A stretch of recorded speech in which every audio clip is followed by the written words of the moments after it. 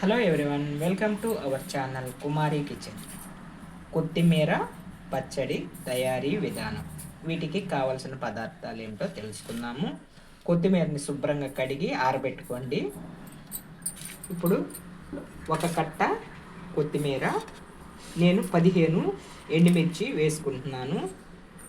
1 spoon జీలకర్ర, 1 అర spoon మెంతులు, 1 అర స్పూన్ ధనియాలు, 4 టమాటాలు, కొంచెం చింతపండు. తయారీ విధానం తెలుసుకుందాము. ముందుగా గ్యాస్ ఆన్ చేసి బాండీ పెట్టుకుందాం. ముందుగా గ్యాస్ ఆన్ చేసుకొని ఒక బాండీ పెట్టుకోండి. ఆయిల్ వేసుకోండి. ఇందులో కొంచెం జీలకర్ర వేసుకోండి, ధనియాలు వేసుకోవాలి, మెంతులు వేసుకోవాలి, ఎండుమిర్చి వేసుకొని మార్చకుండా మంచి కలర్ఫుల్గా వేయించుకోండి. ఈ కొత్తిమీర పచ్చడిని రోట్లో దంచుకుంటే మంచి రుచి ఉంటుందండి, చాలా బాగుంటుంది. మిక్సీలో కన్నా రోట్లో వేసి దంచితే కమ్మగా ఉంటుంది. వేడి వేడి కొత్తిమీర పచ్చడి వేడిగా అన్నంలో వేసుకొని 2 స్పూన్లు నెయ్యి వేసుకొని తింటే ఆ రుచి వేరండి. ఒకసారి మీరు కూడా ట్రై చేసి చూడండి.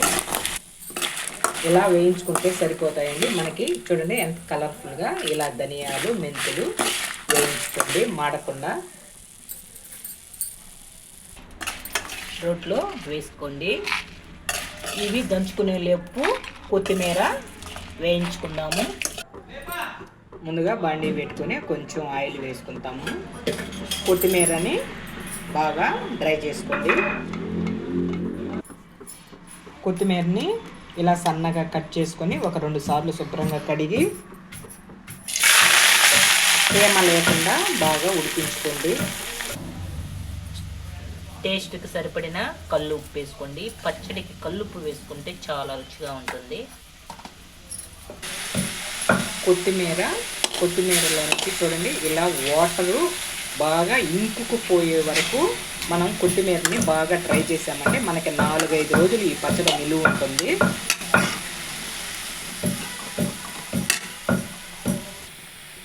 చూడండి కొత్తిమీర తేమ ఇలా చూడండి, తేమ వాటర్ అస్సలు లేకుండా ఇలా ఇంకుపోవాలి.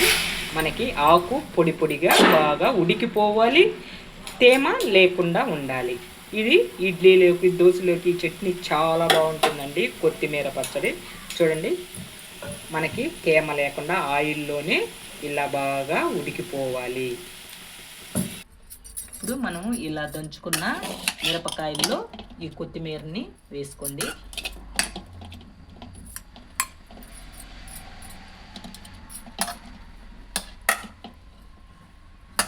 ఇప్పుడు ఇదే బాండీలో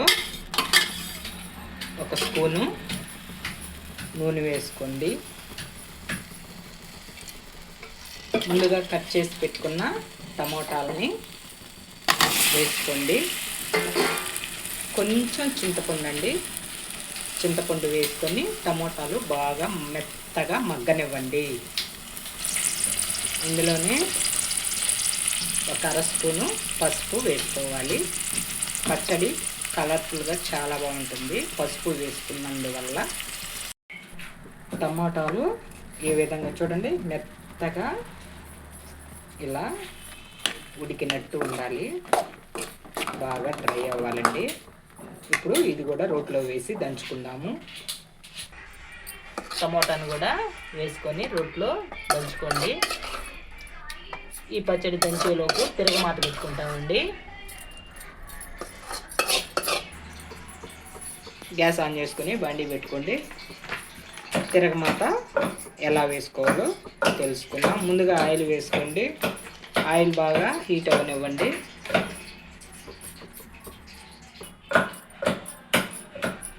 ఆయిల్ హీట్ అయిన తర్వాత 2 ఎండుమిర్చి వేసుకోండి.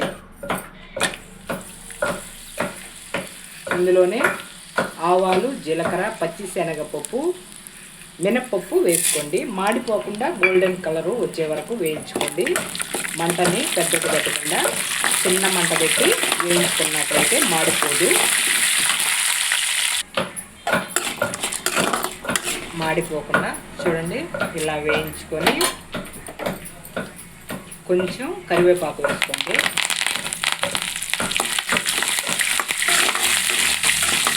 గ్యాస్ ఆఫ్ చేసేసుకోండి.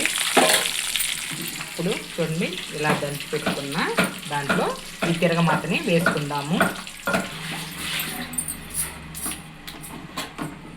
ఈ పోపుని అంతేనండి. కొత్తిమీర పచ్చడి తయారీ విధానం. ఈ రెసిపీ మీకు నచ్చినట్టయితే ప్లీజ్ లైక్ చేయండి, షేర్ చేయండి, సబ్స్క్రైబ్ చేయండి. ఓకేనండి. మరొక రెసిపీతో మళ్ళీ రేపు కలుసుకుందాం. Okay, bye.